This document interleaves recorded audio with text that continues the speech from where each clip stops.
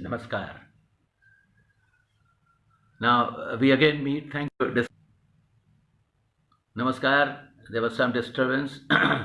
So today we again meet and discuss the subject of biopsychology, and this is my eighth discussion in the series.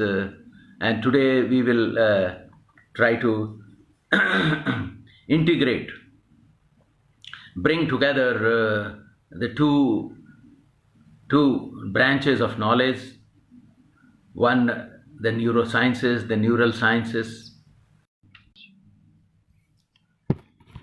Sorry, there seems to be some disturbance because of the telephone.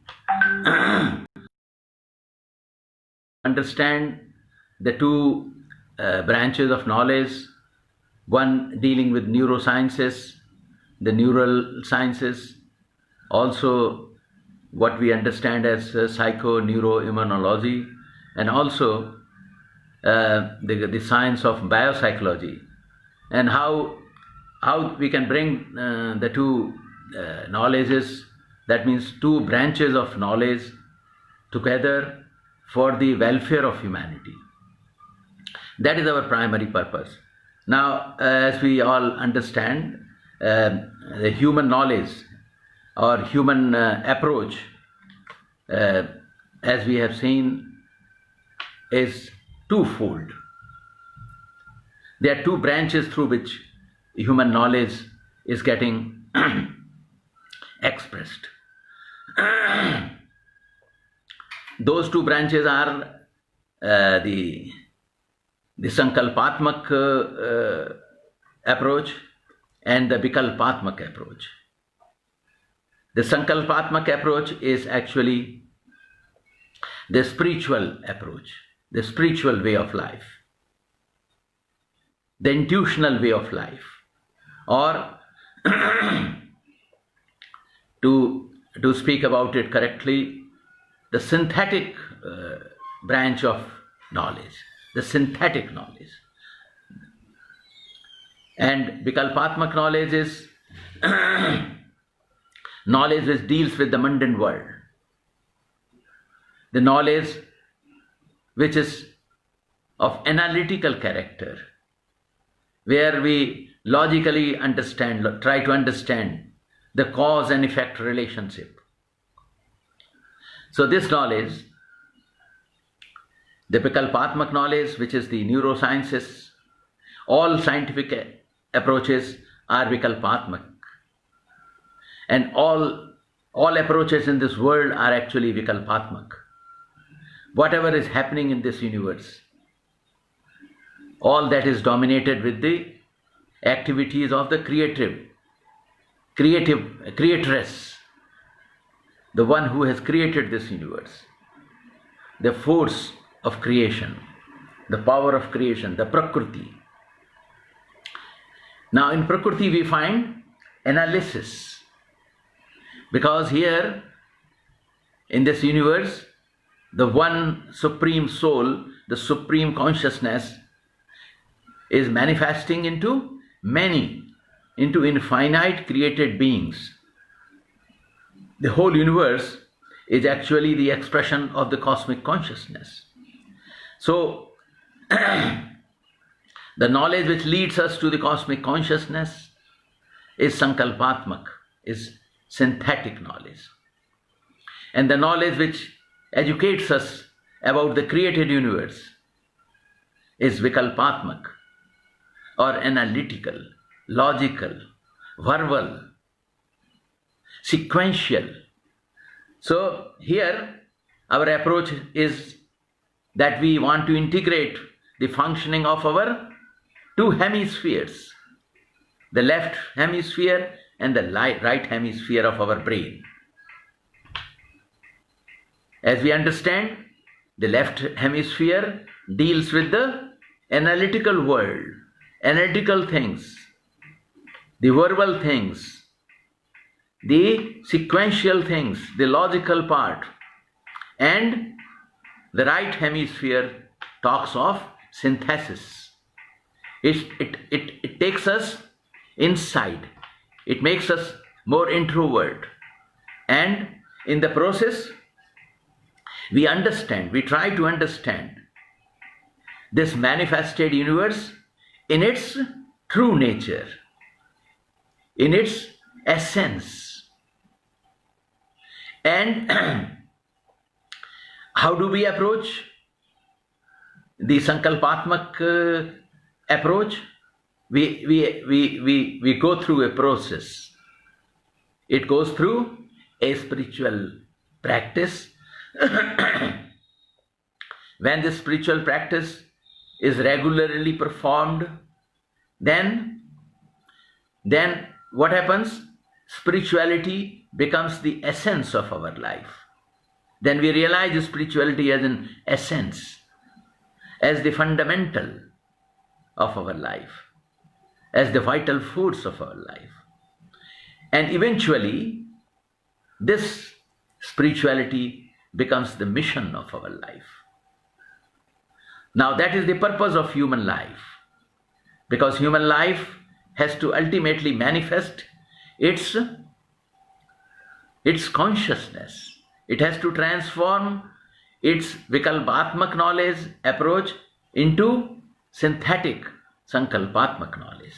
Now, as we know, the neurosciences is the scientific study of nervous system. It consists of physiology, anatomy, it consists of molecular biology, it consists of developmental biology, it consists of mathematical modeling and psychology. And the purpose is what?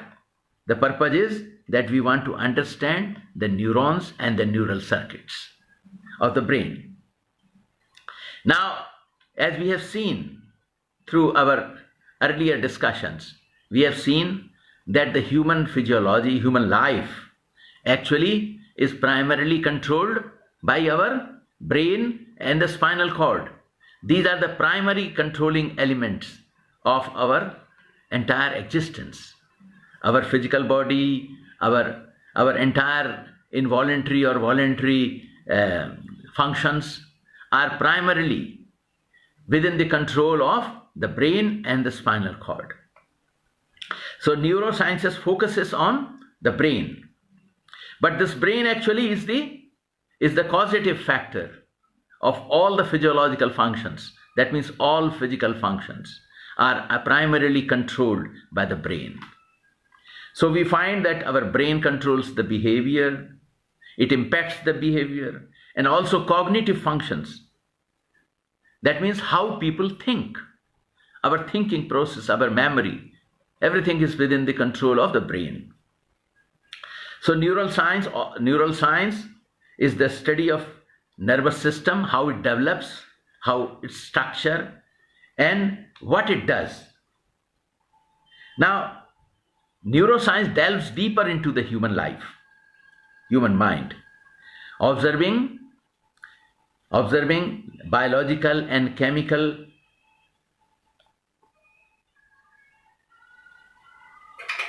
processes that are taking place within the brain and the nervous system. Now, on the other hand, as far as the biopsychological part is concerned, then biopsychology is what? It makes us look more directly, in a synthetic manner, but more directly into what is going in our brain and how the mind influences the central nervous system, the neurotransmitters, and relates to all that is taking place within the mind and the physical body, the physiology. Now, in case of the neurosciences, the aim is to understand the physical processes which take place because of the changes that take place within the brain. How do the changes take place in the brain? Now, in my earlier lecture, we had tried to examine what is that which gives momentum to the mind. to our physiology, to our physical structure, to our brain. The momentum is provided to the physical structure, to our vitality, to our vital force, to our mind and brain, and that which gives it the momentum is the sanskara. What is sanskara? Sanskara is the reactions in potentiality. That means those actions which we have performed in the previous lives, and those actions, the result of which we did not serve in the previous life, those which remained as balance, those reactions which remained in the potential form, they are called sanskaras. We also give them a name, reactive momenta. In Ananda Marga, they are called reactive momenta or reactions in potentiality.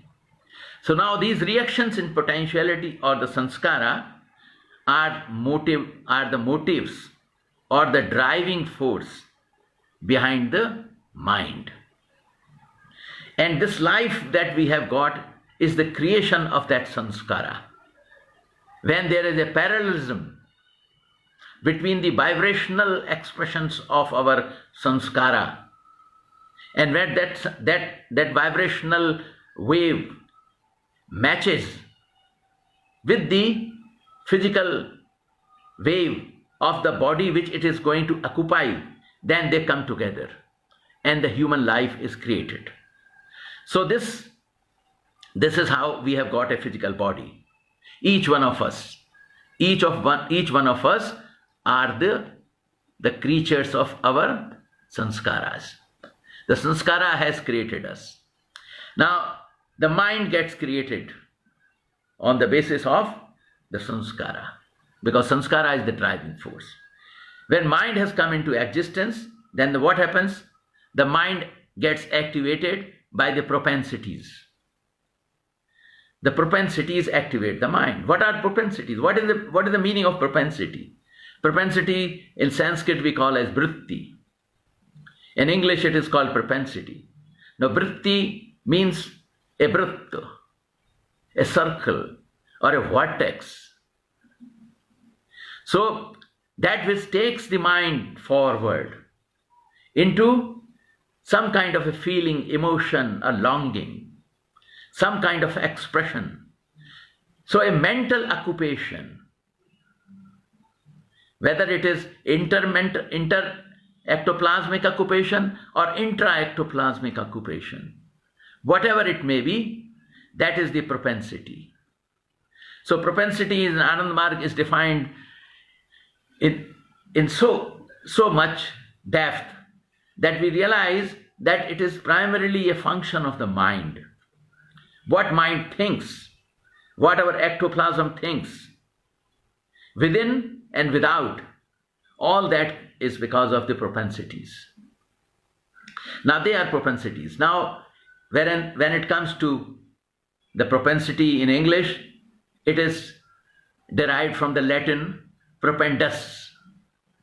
Now this propensity, according to the Latin origin, means inclination, an intense tendency.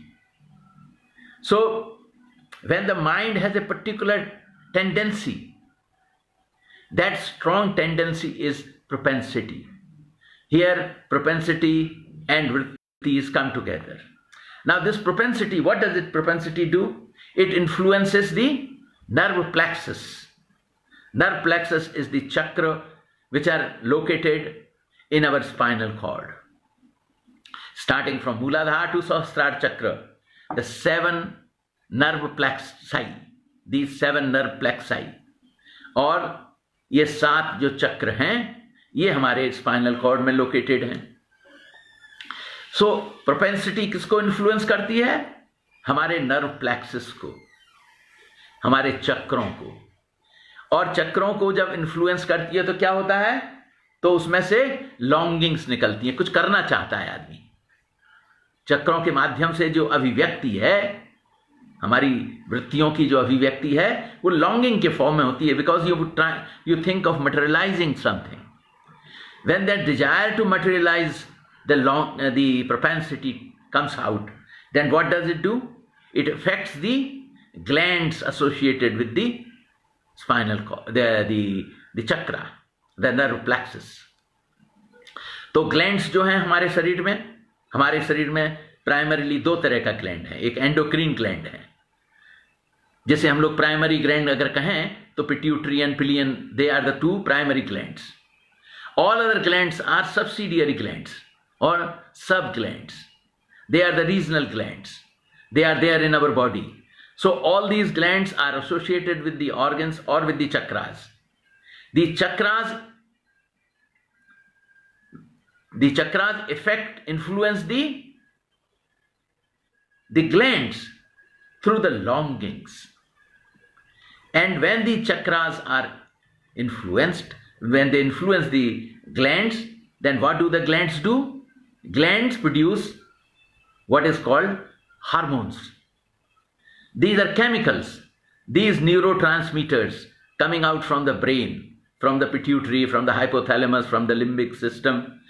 Whatever those neurotransmitters are coming out, those neurotransmitters are basically chemicals. Those chemicals are produced by virtue of the effect of the propensity, the emotions, the feelings, the longings. So, what do these glands do? Glands produce hormones. These hormones are chemicals. And what do these chemicals finally do? The chemicals influence the nerve cells. The chemicals influence our thinking, our behavior, internal as well as external, our intra and inter occupations. They find an expression in the form of behavior, emotions, feelings. So although the endocrine gland, the primary glands, that is the pineal and pituitary effect, influence the rest of the glands below the Agya chakra, they influence all the glands. But at the same time, what we find is that they are expressing themselves in the form of certain feelings or emotions. Now, as we see, what is happening is our behavior is transformed as a result of the influence of these hormones on the nerve cells. Our behavior is changed. Our behavior is expressed. And this is how the cycle gets closed. Now, here there is an internal cycle which is very important, which we have discussed in the past, and that is that the glands require raw material for the production of the hormones, and the raw material is provided by lymph. Lymph is the raw material for all the hormones, and this lymph also is connected to the nerve cells. So both the glands and the nerve cells, all the neurotransmitter chemicals primarily are derived from that raw material called lymph. Lymph is the fundamental thing. Now, although science is still awakening to the great concept of lymph as promoted and propounded by Sri Ananda Murthy ji, we are yet to come to absolute agreement in this particular area. However, we have recognized in the past as the diseases like AIDS, cancer and many other diseases have developed and have influenced human destiny in a very intense and strong manner, that we have started to realize the influence of lymphatic system. So lymph has got tremendous influence that we are coming to realize. Anyway, this process is a long-term process which keeps going on. We had no idea about lymph as an important component of our physical and our brain. For quite some time, until we started a new research and recognized that there are lymph vessels even in the brain. Earlier, it was not accepted that brain has got lymph vessels. There is any lymph flow, but now it is accepted that there is lymph vessels present in the brain. So this field of knowledge is advancing. Now we come to our primary purpose. Now, as we see, the neurosciences, the subject that the neurosciences deal is understanding human behavior and how this human behavior, or how the expression of emotions and feelings within the human mind are getting created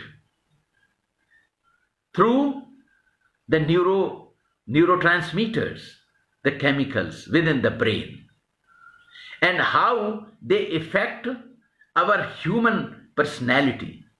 Now, for quite some time, people have been thinking of these things, and a considerable amount of research has taken place in this area. And what we have seen is that these basic things, as we understand them now, for instance, people have started trying to understand one of the very strong emotions called love emotion. Now, love, when we talk of ये प्रेम की जब हम चर्चा करते हैं तो प्रेम के कई रूप हमारे सामने आ जाते हैं. सामान्यतः जब हम लोग प्रेम की चर्चा में चले जाते हैं तो हम देखते हैं प्रेम का एक पार्ट है लस्ट, वासना, काम वासना. Lust is one part. Then the other part is attraction between the two people. And the third part is attachment. And when we try to analyze इस प्रेम को, जब हम इस लव को, जब हम इन तीन एस्पेक्ट्स में, love, attraction, lust, attraction and attachment की फॉर्म में समझने की चेष्टा करते हैं, तो हम देखते हैं कि न्यूरोसाइंसेस हमें समझाती हैं कि कैसे मनुष्य के मन में ये विचार पैदा होते हैं. लस्ट जो है वो वासना का पार्ट है, वो अराउजल, सेक्सुअल अराउजल से रिलेटेड है, सेक्सुअल एक्साइटमेंट से रिलेटेड है. लेकिन लव एक बहुत ही स्ट्रांग इमोशन आदमी के अंदर है. उसका सबसे बड़ा स्वरूप है attraction between two people. This attraction between two people could be between the child and the mother, between the son and the mother, between the daughter and the mother, between daughter and the father. This intensity of love between one's own people, amongst the brothers and sisters, amongst the parents, and also between two loved ones, two people who love each other. जो दो आदमी एक दूसरे को प्यार करते हैं, वो मित्र भी हो सकते हैं, वो प्रेमी प्रेमिका भी हो सकते हैं, वो पति पत्नी भी हो सकते हैं. तो उसका एक क्रूड फॉर्म है जिसे हम लोग लस्ट कहते हैं. उसका भी एक स्वरूप है, वो भी नेचुरल है, स्वाभाविक है. अस्वाभाविक कुछ नहीं है. हम लोगों को एक चीज समझ में आनी चाहिए कि जो कुछ भी हम चर्चा यहां कर रहे हैं वो सब स्वाभाविक चर्चाएं हैं. वो स्वाभाविक चर्चाएं जब अतिरेक हो जाता है उनका, जब उनका अतिरेक होता है तो वो अतिरेक वाली स्वाभाविक चर्चा जो है अस्वाभाविक प्रतीत होने लगती है. वो हो सकता है कि किसी एक स्टेज में जाके क्रिमिनल इंस्टिंक्ट में, क्रिमिनल इमोशंस में ट्रांसफॉर्म हो जाए, लेकिन वो है इसी स्वाभाविक चर्चा का पार्ट. लेकिन उसकी स्वाभाविकता को हम छोड़कर नहीं जी सकते हैं. उसी प्रकार दो आदमियों का प्रेम जो है, दो व्यक्तियों का प्रेम, स्त्री पुरुष का प्रेम, जो अट्रैक्शन है, वो भी उसी प्रेम का ही स्वरूप है. और वही प्रेम का स्वरूप अटैचमेंट की फॉर्म में, bonding between people, bonding with in a society, bonding within a club. That club may be a sports club, maybe a gym club, maybe people belonging to a same community, maybe people belonging to same way of thinking. So there is a bonding between them. All these three things are expressed through what we normally term as love. And this love, when we talk of this love, then we find that this love emotion primarily is expressing itself through those neurotransmitters from the brain. Now when we talk of lust, the neurotransmitters which are released by the hypothalamus, they are testosterone, the male hormones. That means testosterone affects the testes, and estrogen affects the ovaries.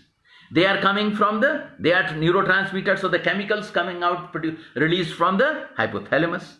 So they are related to lust because they have a sexual element involved in this.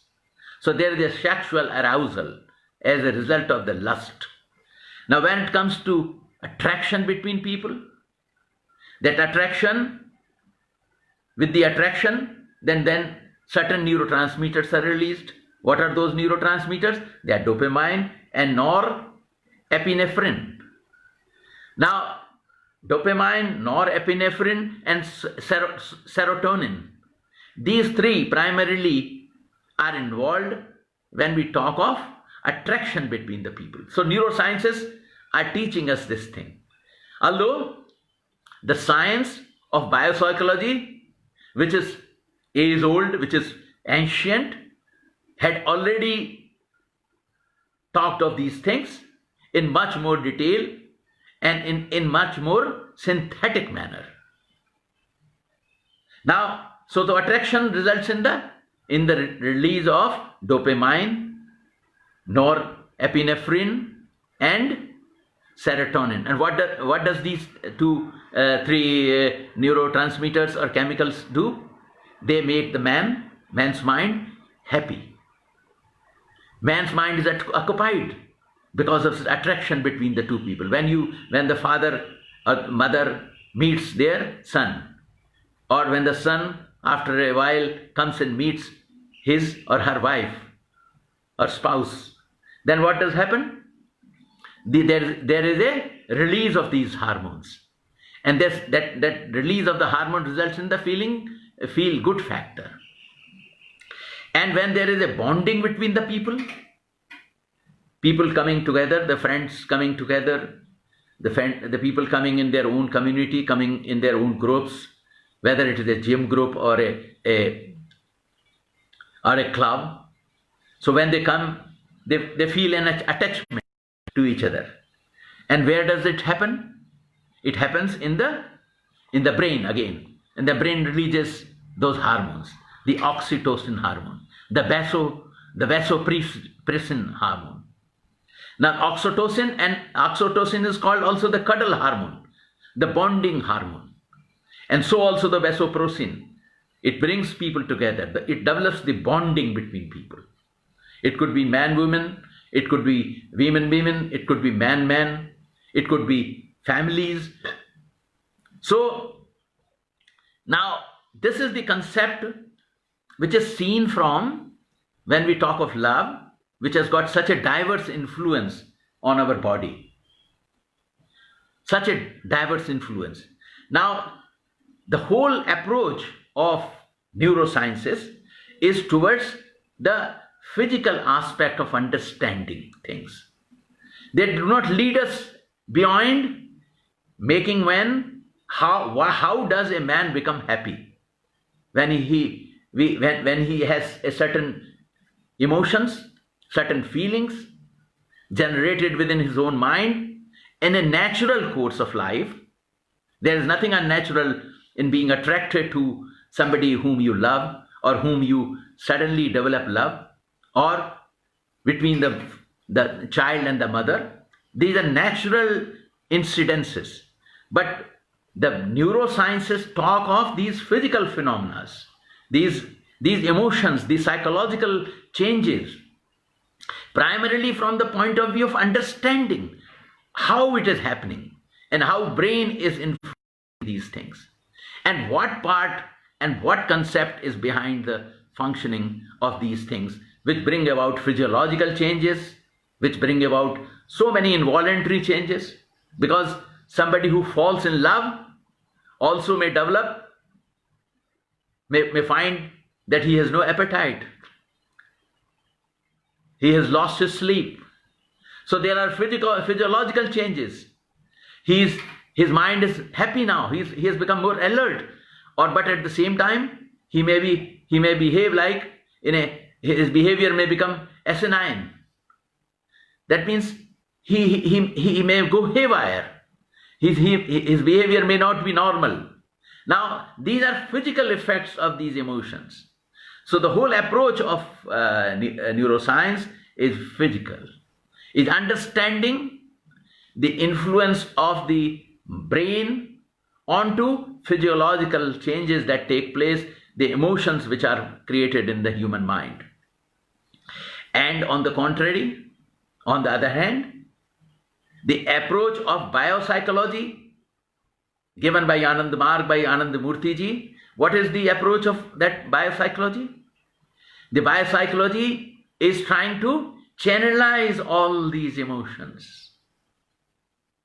The 50 propensities within the human mind, within the human approach, within the six chakras, there are 50 propensities, or loosely talking, 50 types of emotions.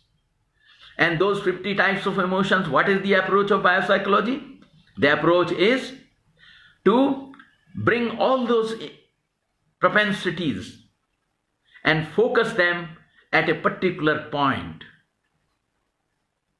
bringing about parallelism between these 50 propensities, all the potentiality, all the propensities of human body and mind, and bringing them together as a resultant antitative rhythm. The humans and the whole human psychology is focused into a human antitative rhythm. And this human antitative rhythm is then allowed to flow in parallel with the incantative rhythm of the mantra. The antitative rhythm of each individual flows in line with the incantative rhythm of the mantra. And where does that take us? When these two together move, where do they go? They flow into the ideational rhythm of the mantra. That means these three things together, the antitative rhythm of the individual and associated with the incantative rhythm, merges into what is called the ideational rhythm. This ideational rhythm is what? This ideational rhythm is the rhythm of the cosmic consciousness. So, the unit consciousness, the weak consciousness, the finite consciousness, the microcosmic consciousness is here getting transformed into macrocosmic consciousness. That means there is a transformation which is taking place. Our unit antitative rhythm becomes cosmic antitative rhythm. So this is the synthetic approach which we find when we learn and practice the concept of biopsychology. Now, unlike neurosciences, and here also we find that we may identify a particular emotion, but to understand and to control the emotion is a lifetime job. We may be able to identify a particular emotion. We may try to understand that emotion, but to control the emotion, we need practice. And it could be a lifetime job to really understand and control an emotion which is taking place, which is expressing through our personality. Because there is no cult involved in it. There is no practical method involved in it. In biopsychology, our approach is practical. In biopsychology, we are not theoretical people. Theory is essential from the point of view understanding. But this theory again, in itself, is of no use. This theory is the result of the practical processes performed by the yogis. And in their practices, they have realized something. So what is achieved, what is attained through their practices is what we call the process of biopsychology, where the primary purpose is that our mind which is the vital element in the whole structure of human being. This mind must realize its true nature. इसे अपने स्वरूप को जानना होगा. इसका स्वरूप क्या है? इसका वास्तविक स्वरूप क्या है? इसका वास्तविक स्वरूप डिस्ट्रैक्टेड स्वरूप नहीं है. इसका वास्तविक स्वरूप एनालिटिकल और लॉजिकल मात्र नहीं है. हालांकि एनालिसिस और लॉजिक उसके कंपोनेंट हैं, लेकिन उसका जो वास्तविक स्वरूप है वो सिंथेटिक है. And what is the meaning of synthetic here? The meaning of synthetic is that mind must realize its goal. Mind must realize its goal. What is the goal of mind? The goal of mind is to become one with cosmic consciousness. The goal of mind is that. So we have to see that our mind is transformed into what is known as its goal. Mind must get transformed into its goal. Because if mind is transformed into its goal, then only its true nature is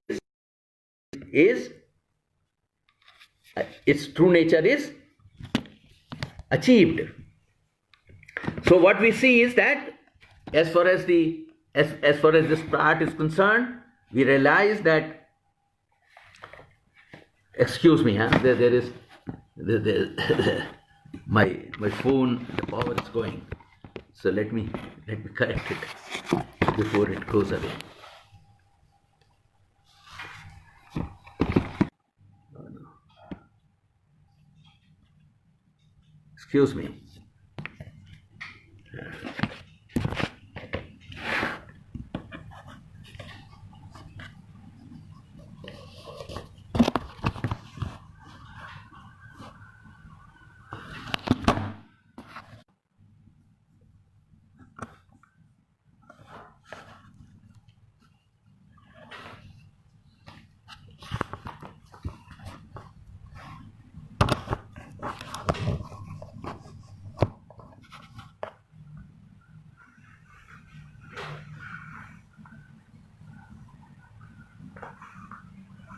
Sorry for the interruption. This took place because the power in my phone is finishing.